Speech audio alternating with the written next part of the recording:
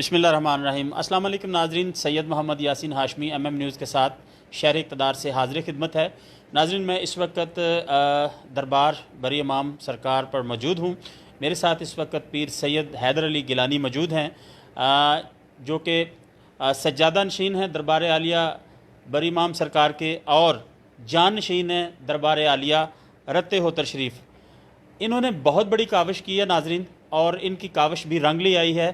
انہوں نے باقاعدہ طور پر قومی اسمبلی میں قرآن پاک کی ترجمے کے ساتھ نصاب میں شمولیت کی قرارداد جو ہے وہ متفقہ طور پر منظور کرا لی ہے۔ یقیناً یہ ایک بہت بڑا کارنامہ ہے پیر صاحب کا، اور اسی حوالے سے آج کا ہمارا پروگرام ہے۔ پیر صاحب سے اسی حوالے سے کریں گے۔ پیر صاحب میرے ساتھ موجود ہیں، زیادہ دیر آپ اور پیر صاحب کے درمیان میں حائل نہیں رہنا چاہتا، تو گفتگو کا آغاز کرتے ہیں پیر صاحب سے۔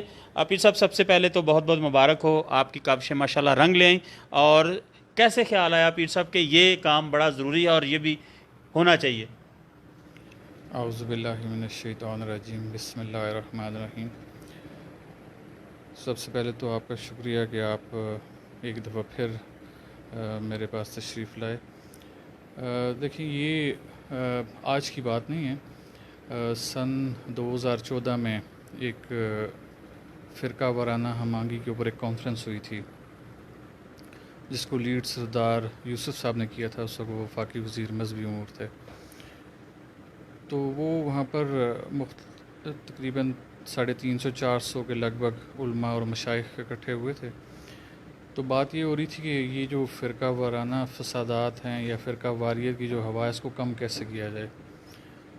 تو مجھے بھی وہاں پر مدعو کیا گیا، تو میں وہاں پر جب گیا تو میں نے جب چند علماء کرام کو وہاں پر سنا، تو میں نے وہاں پر ایک کوشچن ریز کیا اپنی ٹرن سے علیحدہ۔ میں اچانک وہاں سے کھڑا ہوا وہاں سے، اور میں نے یہ آواز اٹھائی کہ میں تھوڑا سا اس کانفرنس کے طریقہ کار سے اختلاف کروں گا۔ عموماً ایسے ہوتا نہیں ہے، جو کانفرنس میں جاتا ہے وہ تعریفیں ہی کرتا ہے اور وہ کہتا ہے آپ نے بڑا اچھا کام کیا۔ تو میں نے ان سے کہا کہ ایک تو یہ 21ویں صدی میں آپ بیٹھے ہیں اور آپ وداؤٹ پروجیکٹر بیٹھے ہیں، تو ہمیں سمجھ نہیں آ رہی کہ کون سی تجویز آپ لے رہے ہیں، کون سی نہیں لے رہے ہیں۔ تو خیر، مجھے اب گو تھرو مل گیا کہ آپ ٹھیک ہے بات کریں۔ تو میں نے ان سے کہا کہ یہ واعتصموا بحبل اللہ جمیعا ولا تفرقوا، یہ ہم سب جانتے ہیں، اور یہ شروع دن سے ہم سنتے بھی آ رہے ہیں کہ تمام مشائخ عظام علماء کرام اس کے اوپر زور بھی دے رہے ہیں۔ لیکن یہ جو اللہ کی رسی، اس کو کیسے تھاما جائے، اصل چیز تو یہ ہے۔ تو آپ اس کو تجاویز کی حد تک محدود رکھتے، اس میں آپ یہ تقاریر نہ کراتے، یہ تو ویسٹیج آف ٹائم میں بھی آتا ہے۔ تو خیر، میں نے ایک تجویز دی ان کو کہ آپ اس طرح کریں کہ اسلامیات کے سبجیکٹ کو نکال دیں تعلیمی نصاب میں سے۔ دوسرا، یہ پوائنٹ میرا اچھا نہیں لگا لوگوں کو، چمگوئیاں شروع ہو گئیں کہ مجھے کہا گیا کہ جی ایک یہ اسلام کے بارے میں سبجیکٹ ہے، آپ کہہ رہے ہیں اس سے نکال دیں، تو یہ کیوں؟ تو میں نے ان سے کہا کہ جب میں خود فرسٹ ایئر میں تھا، تو ہم جو جتنے اسٹوڈنٹس تھے اس کلاس میں، ہم سب دوست تھے آپس میں۔ ٹھیک ہے۔ تو جب فرسٹ ایئر میں ہم گئے تو ایک دن ایک صاحب ہماری کلاس میں آئے ہیں، انہوں نے کہا جی کہ جو آپ میں سے اہل تشیع ہیں وہ ہاتھ کھڑا کریں۔ تو جو اہل تشیع تھے انہوں نے ہاتھ کھڑا کیے، تو انہوں نے کہا کہ جی آج سے آپ کو فلاں صاحب جو ہے نا اسلامیات پڑھایا کریں گے۔ ساتھیوں نے کہا جی اہل سنت والے کون سے ہیں؟ وہ ہاتھ کھڑے، انہوں نے کہا جی آپ کو فلاں صاحب پڑھائیں گے۔ میں کہا یہ جو فرسٹ ایئر میں ہمارے ساتھ، وہ اس سے پہلے ہم بھائی بھی تھے، دوست بھی تھے، اس کے بعد ہم شیعہ سنی بن گئے۔ تو اس اسلامیات نے تو ہمیں تفرقہ خود ڈال دیا، بٹوارہ ڈل گیا۔ تو ایک تو یہ چیز میرے مائنڈ میں تھی۔ تو میں نے کہا کہ یہ جو اسلامیات کا سبجیکٹ ہے، اگر تو یہ ایسے ہوتا کہ آپ کہتے جی یہ مسلمانوں کے لیے، مومنین کے لیے، ایمان والوں کے لیے، تو پھر تو اس کی سمجھ آتی تھی۔ لہٰذا آپ اس کو نصاب میں سے ہٹائیں اور قرآن پاک کی ترجمہ کے ساتھ تعلیم کو اس تعلیمی نصاب کا حصہ بنا دیں۔ یہ میری ایک واحد تجویز تھی، اور الحمدللہ سے بڑا سراہا گیا۔ سیرت نبی کانفرنس میں سردار یوسف صاحب نے مجھے اس چیز کا عندیہ دیا کہ آپ کی تجویز واحد تجویز تھی اس کانفرنس کی، اور ہم نے اس کو لے لیا ہے، اور انشاءاللہ اس پہ جلد کام شروع ہوگا اور آپ سے اس بارے میں رجوع کیا جائے گا۔ تو خیر، یہ تو میری بدقسمتی کہہ سکتے ہیں، یا ہم اوورآل ہم لوگوں کی بدقسمتی تھی کہ نہ تو رجوع کیا گیا اور نہ اس چیز کو اس طرح لیا گیا۔ بعد میں 2006 میں مجھے پتہ چلا کہ سینیٹر کوئی بلیغ الرحمان صاحب تھے، اسی شاید نون لیگ کے تھے، انہوں نے ایک اعلان کیا کہ جس کو تعلیمی نصاب کا حصہ بنا لیا، لیکن خیر وہ میرے سے کوئی رابطہ نہیں کیا گیا. پھر اس کو واللہ عالم کس کا کریڈٹ دے دیا گیا کہ انہوں نے کیا. خیر ابھی برین چائلڈ چونکہ میرا تھا، میں نے کچھ سوچ کے اس کو کہا تھا کہ اس کو تعلیمی نصاب کا حصہ بنایا جائے، تو وہ انہوں نے جب رابطہ نہیں کیا تو ان کے لیے تھوڑی مشکلات آ گئی کہ آیا قرآن کریم کی تعلیم کو ایک پرائمری لیول سے ماسٹرز لیول تک پڑھایا کیسے جائے. ایک بڑا ایشو آیا تھا اس میں. تو چونکہ میرا برین چائلڈ ہے تو میرے پاس یہ ساری چیز پہلے سے ہوم ورک کمپلیٹ ہے، لیکن چونکہ رجوع نہیں کیا تو میں نے بھی دوبارہ میں نے اس میں ایسے کیا، میں نے ہر دفعہ سردار یوسف صاحب کو ریمائنڈ کرایا کہ معاملات ایسے ہیں. تو انہوں نے کہا جی بالکل آپ سے رابطہ کیا جائے گا، جو بھی وہاں پر ان کے ساتھ ملاقات کرتا ہے، لیکن اس کو سیریس نوٹس پہ نہیں لیا گیا اور اس کو آگے نہیں لے کے چلا گیا.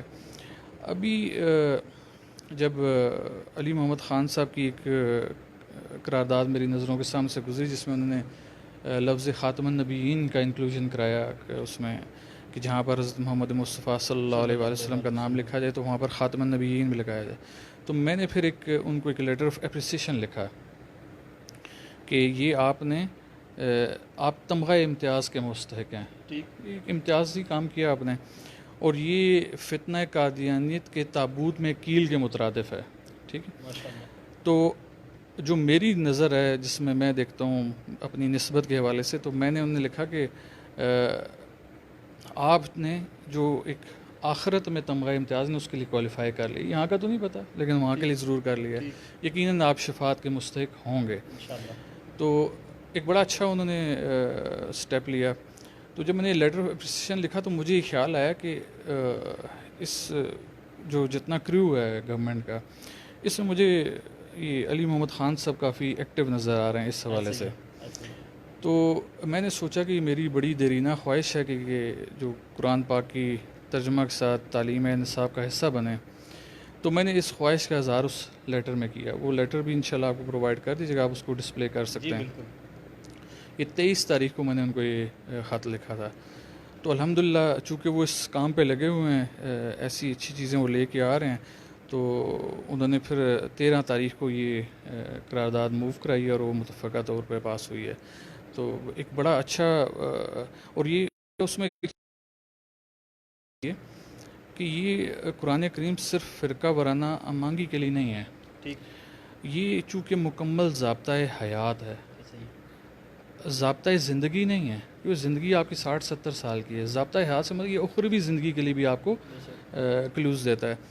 تو اس ضابطۂ حیات کو اگر آپ لاگو کروا لیتے ہیں، اور اس ملک میں جو اسلام کے نام پہ لیا گیا، کلمہ لا الہ الا اللہ محمد رسول اللہ صلی اللہ علیہ وآلہ وسلم کے نام پہ لیا، اگر آپ یہ ضابطۂ اخلاق یہاں پر لاگو کروا لیتے ہیں تو آپ کا جتنا یہ معاشی نظام ہے اور جو سیاسی نظام ہے، آپ دیکھیں گے ود ان نو ٹائم یہ کیسے مستحکم ہوتا ہے. ہماری جو ہے نا زبوں حالی، اس کی وجہ یہ ہے کہ اب میں آپ کے پاس آتا ہوں، میں آپ سے ایک چیز لیتا ہوں، میں کہتا ہوں کہ یہ ہاشمی صاحب یہ فلاں چیز میں لے رہا ہوں، اس مقصد کے لیے لے رہا ہوں. جب آپ مجھے چیز دے دیتے ہیں تو اس کے بعد میں وہ مقصد سائڈ پہ کرتا ہوں، میں اور کاموں میں لگ دیتا ہوں. تو پھر آپ کیا کریں گے؟ ناراض تو ہوں گے نا. ہے. تو ہم نے کیا کیا کہ جب ہم نے اس ملک کی تحریک سٹارٹ کی، ہم نے اس کا سلوگن رکھا کہ جی چونکہ ہم مسلمان ہیں تو ہم نے اسلام کے مطابق زندگی بسر کرنی ہے. جب ہم نے ملک حاصل کر لیا تو اس کے بعد ہم نے کہا کون سا اسلام؟ اس وقت سے لے کر اسلام تو ابھی تک رائج نہیں ہوا. ہمارا آئین ہماری اس اسلامی نظریات کا عکاس ضرور ہے مگر اس کی امپلیمنٹیشن نہیں ہے. تو ہمارے ملک کا جو بہترین آئین بنتا ہے وہ تو قرآن کریم ہی ہے. اگر آپ قرآن کریم کو اٹھا کے مکمل طور پر اس آئین کا حصہ بنائیں، اور یہ نہیں کہ اس میں سے آپ چند لوازمات اٹھائیں، آپ جو لوگوں کا طرز زندگی ہے اس کے لیے بھی اس کو سامنے رکھیں، تو پھر آپ دیکھیں کہ آپ کے کیا معاشی مسائل ہیں، کیا سیاسی مسائل ہیں. یہ بغیر کسی وقت کے ضائع کہ آپ اس کو ٹھیک کر سکتے ہیں. معاشیات کے حوالے سے بھی میں دوبارہ ایک لیٹر آف اپریسیشن ان کو دوبارہ لکھوں گا، خراج تحسین کا علی محمد خان صاحب کو. میں ان کو اس میں یہ چیز مینشن کروں گا کہ اگر آپ معاشی نقطہ نگاہ سے بھی اگر آپ چاہتے ہیں کہ اس قرآن کریم سے حل نکال کے دیں جو ہماری معاشیات کا برا حال ہے ابھی، تو میں آپ کو وہ حل نکال کے دکھاتا ہوں. امپلیمنٹیشن آپ کا کام ہے. اگر آپ وہ امپلیمنٹ کراتے ہیں, کرا نہیں سکیں گے, میں یہ بتاتا ہوں. وہ اس کی وجہ یہ کہ ہمارے ساتھ ہم ڈپینڈنٹ لوگ ہیں, ہم انڈیپینڈنٹ نہیں ہیں. جو آزادی ہم نے حاصل کر لی وہ ہے اپنی جگہ پہ, لیکن اس طرح نہیں ہے. ابھی دیکھیں نا, ایک باہر کے ملک نے ہمیں کہا کہ تنخواہوں کو آپ روک دیں, انہوں نے کہا جی پینشن نہیں ہوگی, ٹھیک ہے. یعنی کہ ہم تو کسی اور کے اس کے اوپر کام کریں نا, تو ہم یہ اصول وضع نہیں کر پائیں گے. لیکن اگر کوئی ایسا بندہ اٹھتا ہے اور ایسا سٹیپ لے لیا جاتا ہے تو پھر ہمیں ان سہاروں کی ضرورت نہیں پڑے گی. انشاءاللہ یہ قرآن ہی ہمارے لیے سارا کافی ہو جائے گا. ٹھیک ہے. پیچھے اب مزید اس کے اوپر ماشاءاللہ آپ نے یہ بہت بڑا کام کیا ہے یقیناً, اور مزید آگے پائپ لائن میں کون کون سے پروجیکٹ ہیں ماشاءاللہ. یہ تو اتنا خیر کا کام ہے اور اتنا زبردست آپ نے بات بتائی کہ جو قرآن پاک سے آپ ہمارا آئین بنتا ہے اس کی تو پھر بات ہی کیا ہے. معاشی نظام پورا ضابطہ حیات ہے, اس میں کوئی شک والی بات نہیں ہے. آگے پیر صاحب کو مزید کوئی اس طرح کے پروگرام ہیں پائپ لائن میں؟ دیکھیں, وقتاً فوقتاً تو ہم کچھ نہ کچھ تنبیہ کرتے رہتے ہیں, اپنی طرف سے کوشش کرتے ہیں. یہ علیحدہ بات ہے کہ اگر کچھ سنیں ان کو یا نہ سنیں. ہمارے ساتھ المیہ یہ کہ ہم کہتے ہیں کہ اگر کسی بہت بڑے نام نے, جو اس ملک کا بہت بڑا نام ہے, چاہے وہ خانقاہ کے حوالے سے ہے, چاہے کسی مدرسے کے حوالے سے ہے, تو ہم لوگ فوقیت صرف ان کو دیتے ہیں. لیکن یہ جو آئیڈیاز ہوتے ہیں نا, یہ کریٹیوٹی کہیں سے بھی آ سکتی ہے. تو لہٰذا حکومت کو چاہیے کہ یہ ان کے حوالے سے نا نیچے گراس روٹ لیول پہ بھی جائے تو بہت اچھی چیزیں مل جائیں گی. ہمارے پاس پائپ لائن میں جیسی کوئی چیز آئے گی انشاءاللہ وہ آپ کے سامنے بھی کر دیں گے.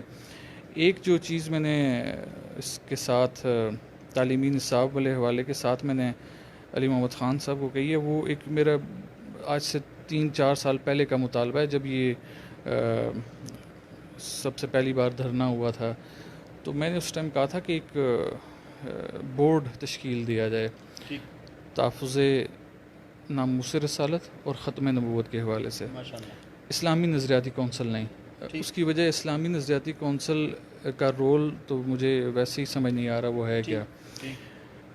کوئی بھی ایسی چیز ہوتی ہے جو اسلام کے حوالے سے ہو, فتنہ قادیانیت ہو, حج فارم میں کوئی مسئلہ ہو, مجھے ان کا رول نظر نہیں آیا, تو لہٰذا میں ان کی تو بات کروں گا نہیں. میں یہ چاہ رہا تھا کہ ایک ایسا انڈیپینڈنٹ بورڈ جو کسی کی ڈکٹیشن کے اوپر نہ ہو وہ بنایا جائے. اس کا کام ایک تو یہ ہو کہ وہ جتنے آپ کے مدارس ہیں, جتنی مذہبی تنظیمیں ہیں, ان میں اور گورنمنٹ کے درمیان جو گیپ ہے نا اس کو برج کرے. اور جتنی بھی آپ کی ختم نبوت کے حوالے سے, تحفظ ناموس رسالت کے حوالے سے جو بھی, اگر کوئی اول تو ترامیم ہونی نہیں چاہیے, لیکن اگر کوئی اچھی ترمیم آتی ہے کہ جو پچھلے سے بہتر ہوتی ہے, اس کو بہتر طریقے سے پروٹیکٹ کر سکتی ہے, تو وہ اس بورڈ کے پاس جائے.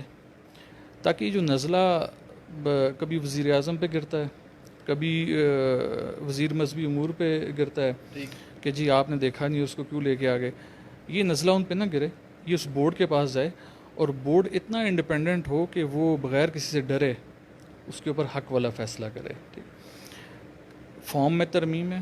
دیکھیں ہم اگر پچھلے 14 سال میں دیکھا جائے تو ہم نے بہت سی ترمیم کی ہیں, بہت سی الٹریشنز کی ہیں, اپنی زندگیوں میں بھی کی ہیں.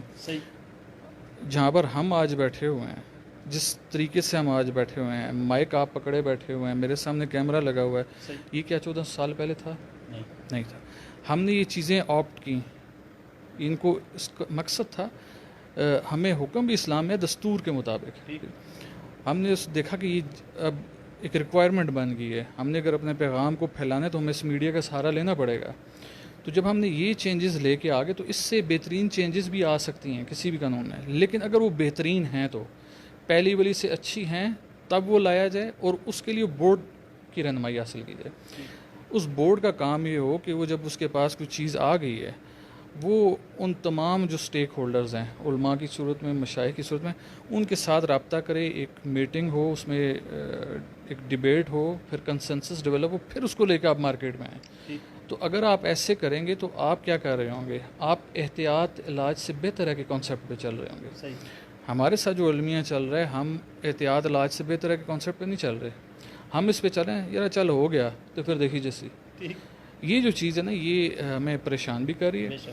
اور ہاں اگر ہمارا ملک بہت ہی زیادہ ترقی یافتہ ہوتا ہے، ہمارے پاس اور کوئی مسائل نہ ہوتے، تو پھر ہم کہتے ہیں یار چھوٹے موٹے مسئلے ٹھیک ہیں لگے رہیں، چلو دل بھی بلا رہتا ہے نا اسے. لیکن جب ہمارے پاس مسائل کا انبار ہے، ہم انہیں سے نکل نہیں پا رہے، تو ایسے میں اگر ہم ان چیزوں کو ایڈریس پہلے سے نہیں کریں گے تو پھر تو ہمارے لیے مسائل کا اور بھرمار لگ جائے گی. تو لہٰذا اگر حکومت یہ چاہتی ہے کہ وہ اس حوالے سے ہمیں اس ٹائم جو سب سے بڑا ایشو آ رہا ہے نا وہ یہی آ رہا ہے کہ کوئی نہ کوئی ہر 4-5-6 ماہ بعد نا ایک چٹکلا کوئی نہ کوئی چھوڑ دیتا ہے. ٹھیک. اور وہ کون کرتا ہے وہ آج تک پکڑا نہیں گیا. ٹھیک ہے. آپ کے سامنے یہ بھی کچھ سنا تھا کہ جو کیبنٹ میٹنگ میں کچھ چیز ڈسکس ہوئی، وہ 6 کے 6 وزراء سامنے آئیڈینٹیفائی بھی ہو گئے. جی بالکل. کیا ان کے بارے میں کارروائی ہوئی؟ بالکل بھی نہیں ہوئی. نہیں. اب وجہ کیا ہے کہ ایک تو ہم انڈیپینڈنٹ نہیں ہیں جس کی وجہ سے کارروائی نہیں ہوتی. دوسری چیز یہ کہ ہمارے پاس ان چیزوں کو پریونٹ کرنے کا کوئی میکینزم نہیں ہے. جب تک یہ میکینزم نہیں ہوگا ہم اپنے ان مسائل کا کبھی حل تلاش نہیں کر سکتے. تو اگر حکومت چاہتی ہے سیریس نوٹس پہ، تو ایک یہ بورڈ ہے، دیکھیں ایک اچھی کاوش ہے نا یہ ترجمہ کے ساتھ تعلیم، بہت اچھی کاوش. تو اب اگر یہ حکومت نے کیا کریڈٹ تو حکومت کو جائے گا، ہم کریڈٹ ان سے اجر مانگتے بھی نہیں ہیں. ٹھیک. مجھے ایک صاحب نے پوچھا، اس نے کہا کہ جی یہ تو آپ کا سٹیپ ہے تو اس کا تو ریوارڈ آپ کو ملنا چاہیے. میں کہا یار میں ریوارڈ جس ذات کے لیے میں نے کیا نا میں اس سے ایکسپیکٹ کرتا ہوں. کیا بات. یہ لوگ اپنی بساط کے مطابق دیں گے. ان کی بساط یہ ہے کہ 3-4 سال حکومت میں ہے تو اس کے بعد نہیں ہے. اس کے بعد یا بیچارہ نیب کے شکنجے میں یا تو جیلوں میں ہے. تو لہٰذا یہ ہمیں کیا ریوارڈ کریں گے؟ ہمارے پاس حضور صلی اللہ علیہ وسلم کی نسبت ہی سب سے بڑا ریوارڈ ہے. اور جس ہستی کی خوشنودی کے لیے ہم یہ کام کر رہے ہیں یہ ہم کسی نام کے لیے نہیں کر رہے. یہ جب مجھے وہ ذات ریوارڈ کرے گی نا تو اس کی بساط بہت بڑی ہے. ٹھیک ہے. اور یہ جو اللہ کا شکر ہے ابھی جو پرسکون زندگی ہمارے پاس ہے یہ اس کا ریوارڈ ہی ہے. تو اس سے زیادہ ہم ریوارڈ اور کیا چاہیں گے اس سے. ٹھیک ہے. بالکل ٹھیک ہے. ناظرین، پیر سید حیدر علی گیلانی سجادہ نشین دربار بری امام شریف کے اور جانشین ہیں دربار عالیہ رتے ہو تشریف. بہت بڑی کاوش کی، یقیناً قابل تحسین ہے، قابل ستائش ہیں کہ قرآن پاک ترجمے کے ساتھ نصاب میں شامل کروا دیا اور باقاعدہ طور پر قانون بنوا دیا قومی اسمبلی سے. اور پیر صاحب کا یہ کہنا ہے کہ اگر ہم قرآن پاک کا جو نظام ہے جو اللہ سبحانہ تعالیٰ نے اپنے حبیب صلی اللہ علیہ وسلم پر یہ کتاب اتاری، اس کو اڈاپٹ کر لیا جائے تو تمام معاشی مسائل بھی حل ہو جائیں گے اور دنیاوی مسائل بھی حل ہو جائیں گے اور آخرت میں بھی جو ہے وہ فلاح ملے گی. اس کے ساتھ ساتھ پیر صاحب نے ایک بڑی اچھی تجویز دی ہے کہ تحفظ ناموس رسالت کے لیے ایک بورڈ بنا دیا جائے، لیکن وہ بورڈ انڈیپینڈنٹ ہو، اس پہ کسی کا انفلوئنس نہ ہو، اور اس کے بعد انشاءاللہ تعالی یہ تمام مسائل بہترین طریقے سے حل کیے جائیں گے. ناظرین، یہ جو کاوش تھی آپ کے سامنے لے کے آئے. براہ راست آپ نے پیر صاحب کی تمام گفتگو سنی اور یہ حقائق تھے اور جو کاوشیں تھیں یہ عرصے سے پیر صاحب کر رہے تھے اور اب اللہ سبحانہ تعالیٰ نے انہیں کامیابی و کامرانی بخشی. ناظرین، اسی کے ساتھ سید محمد یاسین ہاشمی کو شہر اقتدار سے، دربار بری امام سے، ایم ایم نیوز کے ساتھ اجازت دیجیے. اپنا بہت سارا خیال رکھیے. اللہ آپ کا نگہبان. السلام علیکم ورحمۃ اللہ وبرکاتہ.